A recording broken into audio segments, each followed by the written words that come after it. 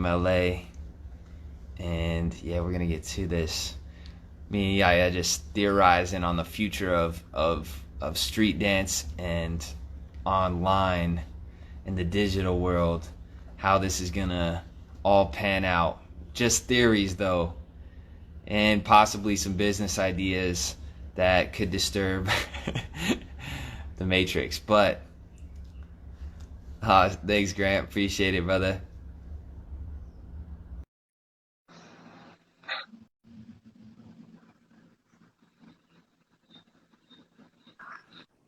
Yeah, we back.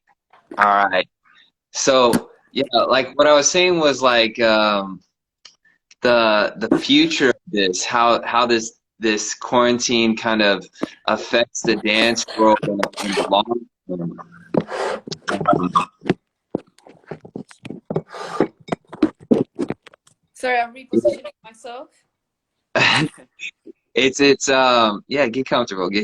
Yeah, so this digital world and the street dance community, it can have good effects, it can have bad effects. One thing like you already touched on was something that I was thinking about was like cost effectiveness, right? We've known that street dance events and battles and competitions are they're hard to do. They're hard to organize. They're hard to promote.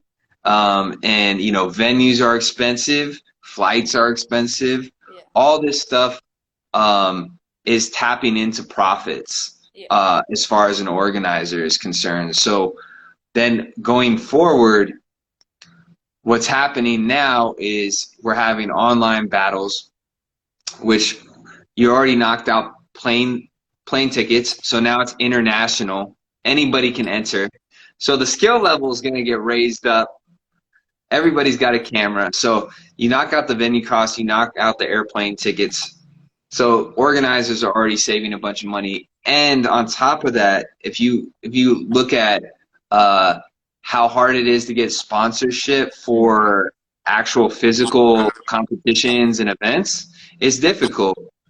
But if you're talking about dancers creating online traffic, like dancers, that's what we do. It's yeah, like yeah, we're good at creating online traffic. So yeah, now getting ad space for a battle or something is that's gonna be the way, I yeah, think. yeah. Yeah, I think another way that it might become popular, and I already seen that happening in China a long time ago as well, is that all the dance camps and dance workshops that are going to be happening are now going to be live stream as well. And either there's going to be some type of payment for the live stream or some type of membership. Or imagine if you had a dance camp that would be happening for I mean, a course of like 5 days, and either you can come there in person to the dance camp where you pay like $1,000 for the whole week, or you can, if you're international, you are not able to fly out to the dance camp, you can pay like $500 to join the dance camp live, and you get the membership, or you get the to watch the dance camp online every day, taking classes every day there. So that's another thing that I think might start happening, which could cause less people in person, you know or it could cause more traffic online in the digital world. It could cause like people watching it digitally and online be like, okay, next time I gotta go there in person because it looks really dope out there. But ultimately it is going to definitely it's going to bring more competition, because I feel like a lot of organizations will try to do this, but it could bring more income to the dancers as well, ultimately. Yeah, yeah. Yeah, I definitely feel that, you know. So just as a plug, since this is part two, highlight the style this weekend, Sunday, Tutting edition. Go peep that. But yeah, I think the international scene, like if we think about how everybody's able to join and showcase their skills, I think man, my fear is that it becomes all about the money, right? It Yeah, becomes all about the yeah, money. But coming from LA, experiencing all the street dance culture, like there's nothing that can replace the real thing. yes, So basically what's going to happen is that there's going to be a huge generational gap because like when I first started, the battles were the only ones, like the only time where you could get seen. yeah, And yeah, it was like the time you come to prove yourself or like show your skills, what you've been working on. And sometimes they weren't even videotaped. hmm And now it's like everybody's going to be training from a live stream, recording from their phone, a competition because they're not really battles, right? It's more like a showcase for a online yeah, audience. yeah, yeah. So the culture shift is going to be really, really crazy. Yeah, it's gonna be Yeah, really huge. It's going to be really huge. Who knows what exactly is going to happen and how the organizers, dancers are going to build this up, you know. It's going to be a lot of adjusting. Not a lot not everybody will be able to adjust to it as well, you know. Yeah. yeah, It's gonna be a yeah, lot of resentment going on again, you know, as well. It's gonna be really interesting. yeah. So, I mean, let's think about what would be the benefit or what would be the advantage for somebody who's running a studio or an organization to not throw online but actually have an in-person event? What would be the motivation? Give me your question one more time. Like, what would be the motivation of like an organizer or like somebody who's investing in an event? What would be their motivation to, or would it be like, is there any way it could be more profitable to throw a real event?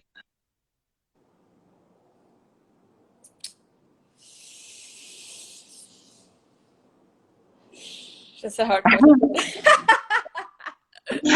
So that's it's hard because What would be the motivation to throw a real event, right? yeah, like why would an organizer, like if I'm just an investor concerned about making money and livelihood, why would I throw a real event? Yeah. So if you're just an investor that is only caring about the money, then there might not be a lot of motivation to throw a real event, right? It all depends. It all depends once we come out of it. It all depends on how much are people going to how do I say it in English? How much are people going to um care about their real energy connection and in-person feeling, you know? Hmm. It depends on if that is going to be stronger and bring more people than the online stuff, you know, which it's hard because the online stuff is going to be bringing even people again that don't have as much money or live in very small cities and very small countries where there is no option of traveling or they don't have the finances to travel, so their only option really is to go online and watch it online or be a part of it online, you know. So yeah, what does interesting, so you answer me this question. What would be what would be the motivation for an investor to throw in-person event to keep the culture Uh, going, but to keep the culture going, but that's not going to bring them money ultimately at the end, you know, yeah. they care about So money. I think there is gonna be I think the dance community is gonna grow through this. I think there's going to be more worldwide connections because, for example, for highlight the style tutting, if you can have tutters from all around the world, and in my opinion, like India has a huge tutting community that would not have access to come to LA. Mm-hmm. It just wouldn't be feasible for them. It wouldn't make sense, you know. Um, but now they can pay $5 to enter this battle and potentially win $100, which is a lot in India. So, and now you're going, you know, for me, it would have been just a quick little drive over there. And for the people in LA or the people that were willing to fly here, but yeah, it just opens everything up. And also, since India can now win, or other places, poorer communities can now join these events and see themselves compared to the people that are like in the culture and like have developed the names, then now their community has a chance to succeed as well. So I think that's going to be a beautiful thing. And I think ultimately we have to figure out how to tap into that market, but also stay true to the culture. So I think it has to be a balance of the integration of technology, for like what you said with the dance camps, where in person versus you know, online. Now, like I think how that would benefit. So if I threw a dance camp, the benefit is that you get to meet the people that are teaching.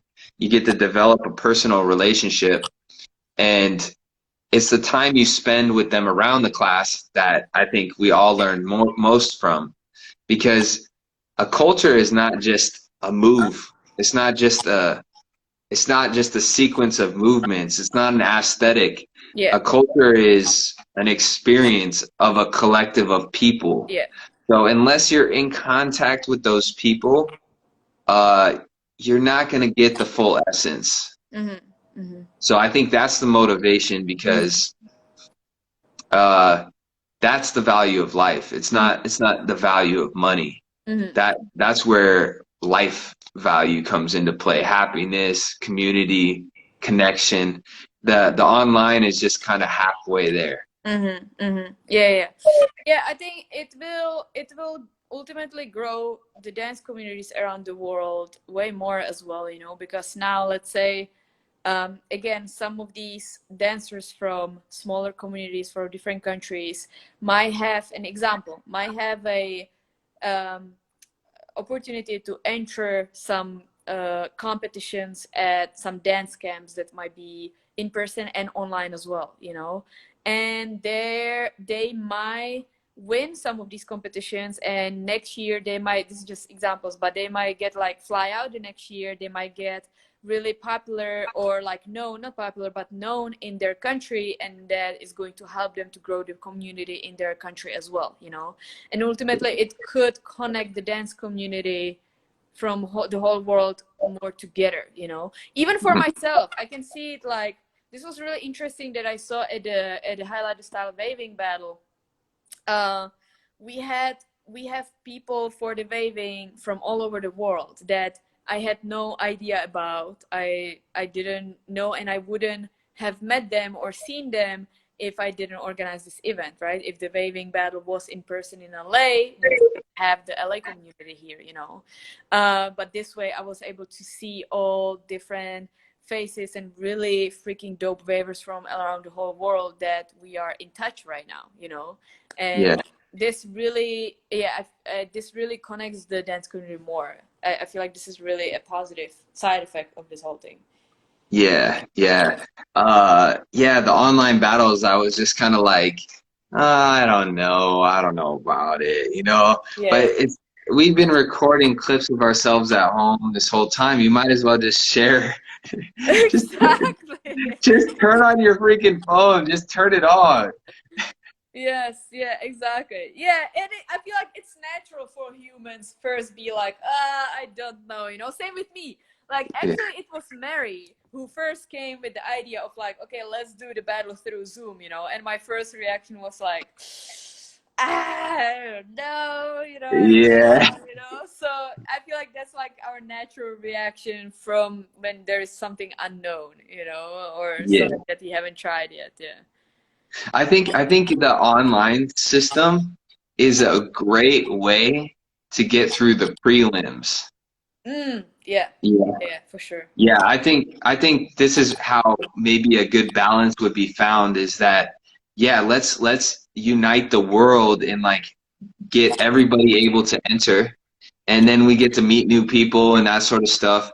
And then it's like, okay, you know, the winner, they Hmm. get to come and battle at the end of the year. So we have these kind of annual events that are like the physical ones where it's the showdown, it's the shutdown. That's gonna be Yeah. crazy. Yeah. But you got to make it through the brackets on the online, and Yeah. I think it's a really good way actually even to create more steady work for dancers who are judging or entering and things like that, because Yeah. there can be more of them. Yeah. Yeah. Yeah. For sure. I agree. Yeah. One Yeah. more thing I wanted to mention is that all of these classes and events that are happening through Zoom, because Zoom has delayed music. So I'm a little bit worried that a lot of dancers is gonna come out of this quarantine off beat because because they're No. dancing off beat on Zoom. So wait. So explain a little bit of this. So when you had the battle online with Highlight the Style through Zoom, you would share the music, right? Like Yeah, you would click that. you share the screen. So with the screen, you share the music. But depending on everybody's connection, like you can see that somebody had a really good connection, so it was great. Somebody didn't have as good connection, you know. But even when we received it back, because they are receiving the music from us, and then we are receiving the music and the dance from them, right? And somehow somewhere there's already a delay, you know. So Oh, so already damn it. when they are hearing the music, even when I do my Zoom classes or Zoom training, they are when I am dancing on the music and showing them something, they are receiving it with a delay. Yeah. So they Mm. already see me dancing off beat as well. Oh no. Damn, I didn't see. I didn't even know that. I didn't even know that. Like, I've been teaching Zoom classes too. Like, oh man. So Yeah. I'm like trying to show them like specific timing, and oh man, Yeah. that's crazy. So I had no idea it was delayed. Yeah. Yeah. It is. Like I think I think again depending on the connection, because some of the Zoom classes are okay, like today is all right, but I remember my last Zoom class, everybody was like, yo, yeah, you're off beat. I was like, oh shit.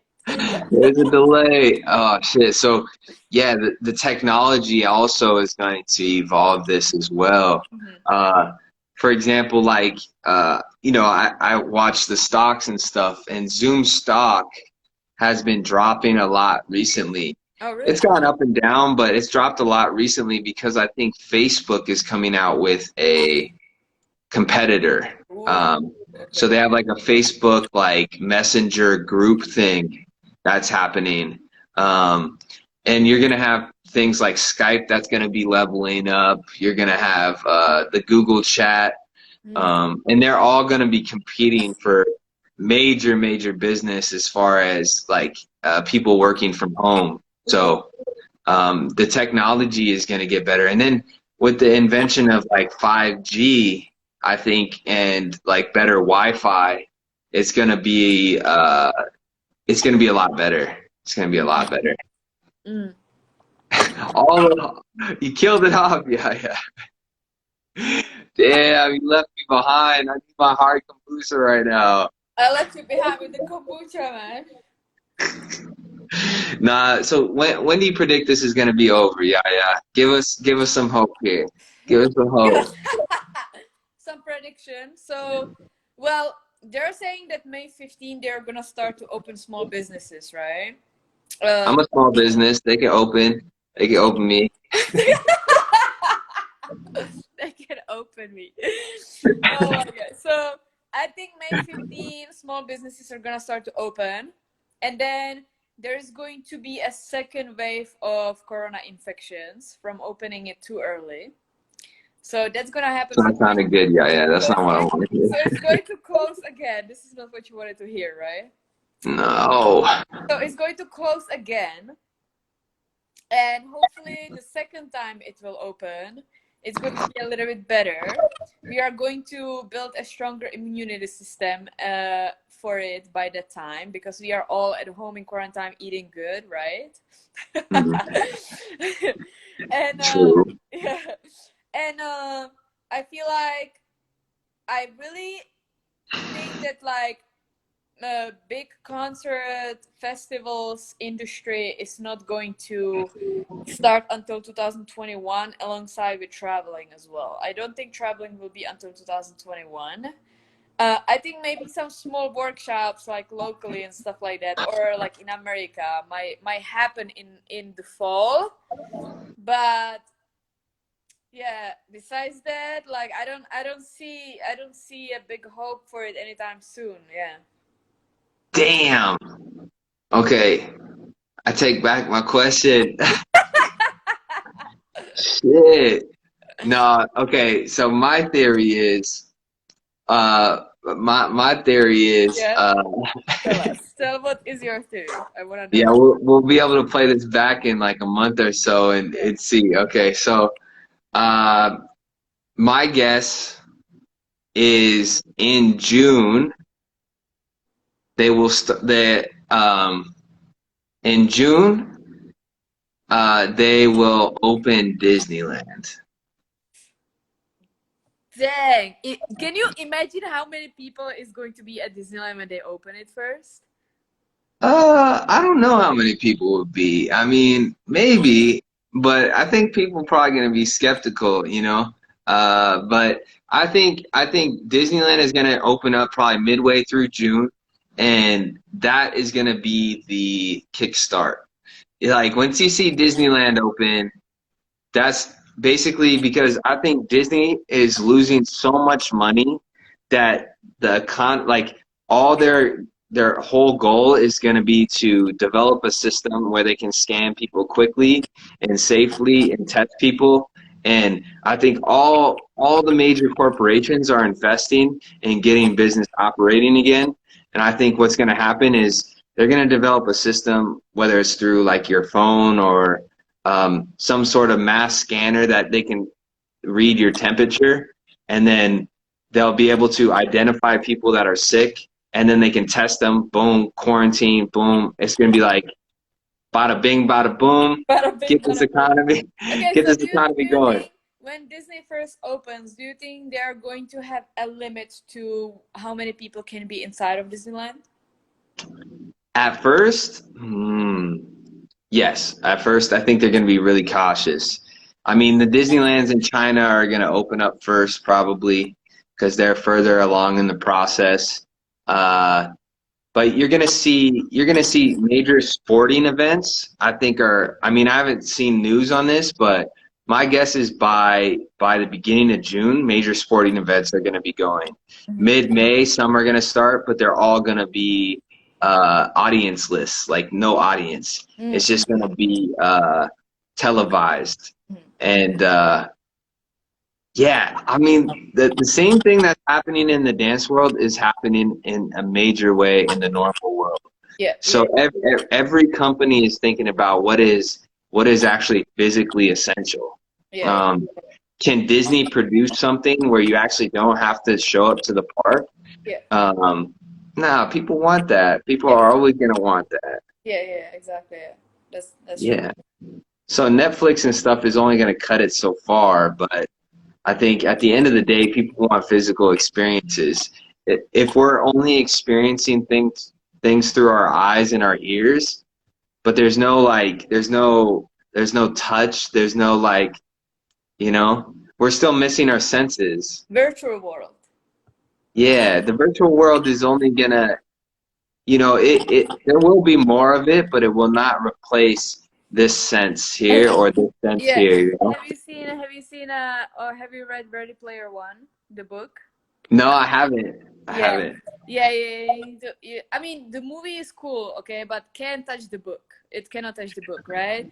Basically, long story short, in the book, everybody's living in the virtual world. So all their work, their school, dating, relationships, interactions, everything is in the virtual world. Like the normal world is like all fucked up. Like everybody living cramped up. You all you need is like a little corner where you can close yourself, like have a toilet there. Food is delivered to you, A right? what? A toilet? Yeah, and then you just all you do, you just live and you do everything in the virtual world. Like you have Wow. full on bodysuit, full on bodysuit, so you can feel as well through the bodysuit in the virtual world too.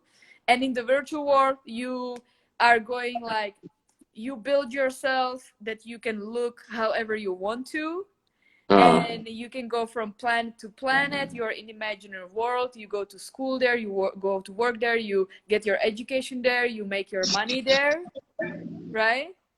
You are dating there in the virtual world, right? Because you have the full bodysuit on, so that works too, you know. So damn. yeah, this It's so safe too. It's safe. it's safe. It's safe. No disease can come from this besides like Damn. extreme mental disease, right? Wow. Yeah. Yeah. Wow. Yeah. Oh my God. Yeah, there's a lot to pull from that. I don't know. Uh, yeah, it's hard to imagine. You know, I think technology is advancing so fast. Um, well, the thing is, can travel or like, can you imagine like not traveling ever again? Shit. That's hard. That's hard. Yeah, because there's so much that's dope from that.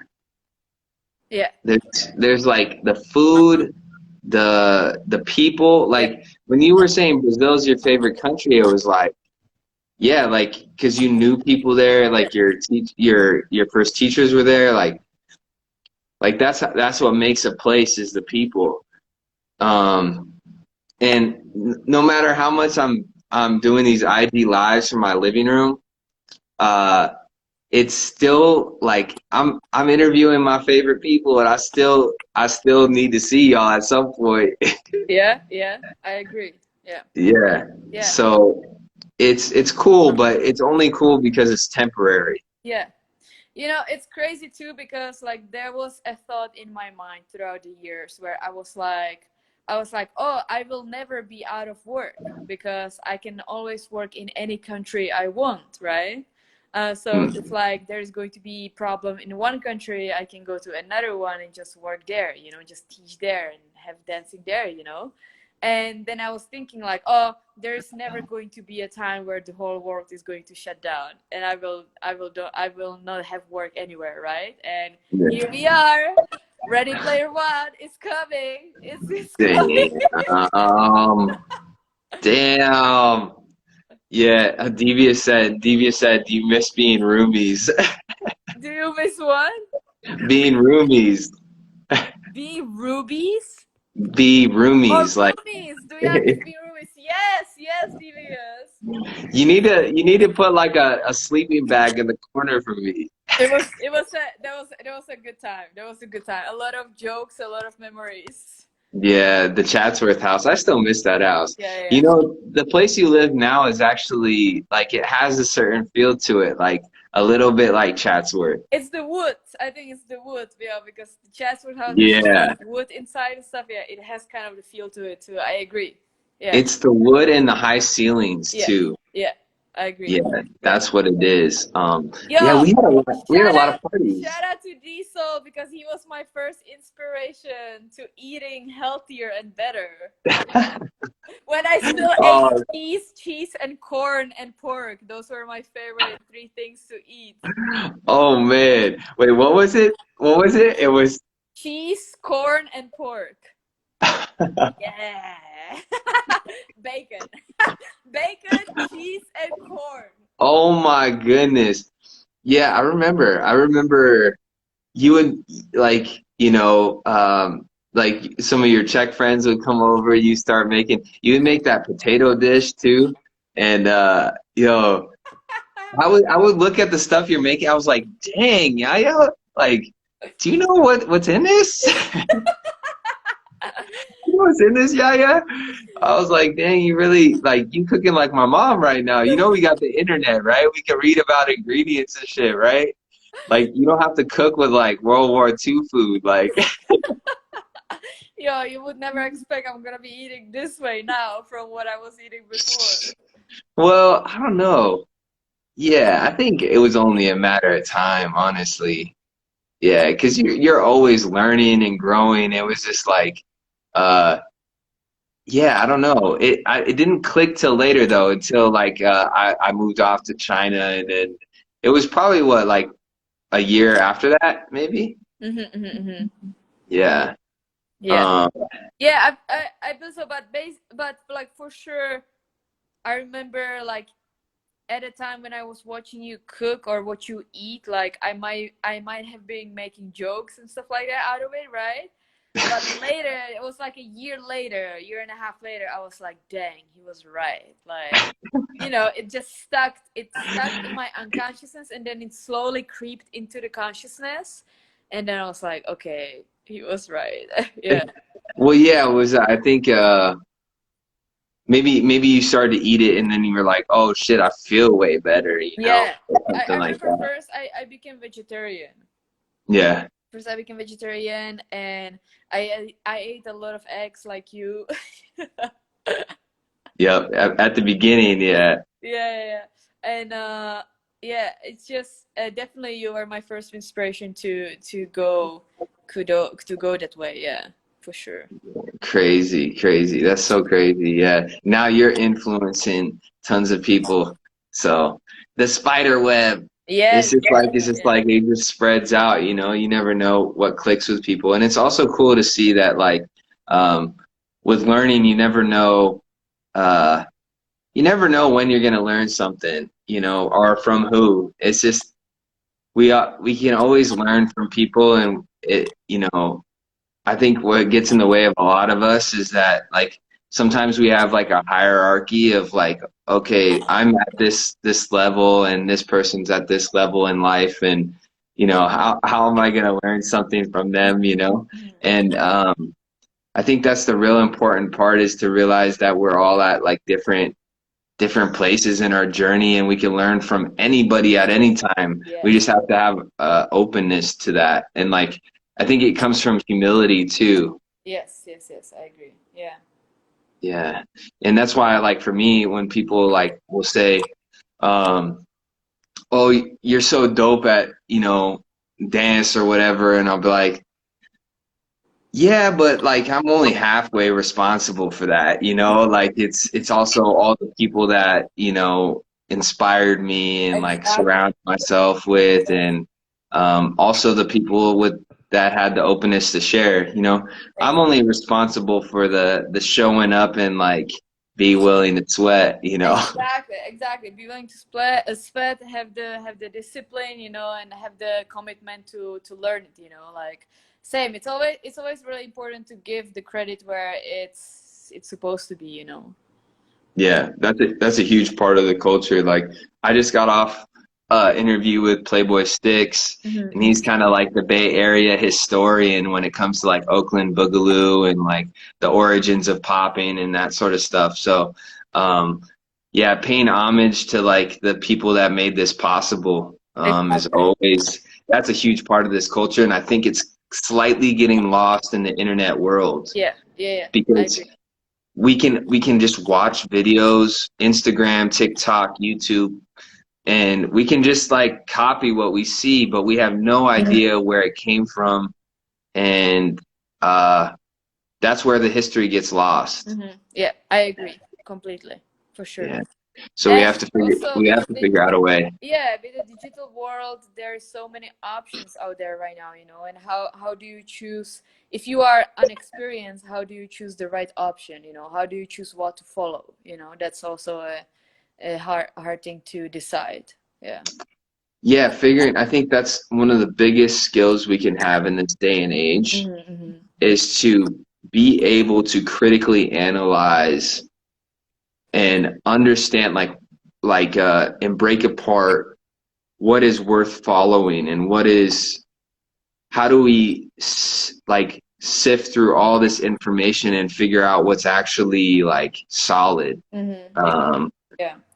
that's the biggest skill, like how to even use Google, like how do you search for some like legitimate sources, how can you tell something is legitimate, because we could just type something into Google and it will spit back whatever we want to hear. Yes, exactly. Exactly. You're totally right.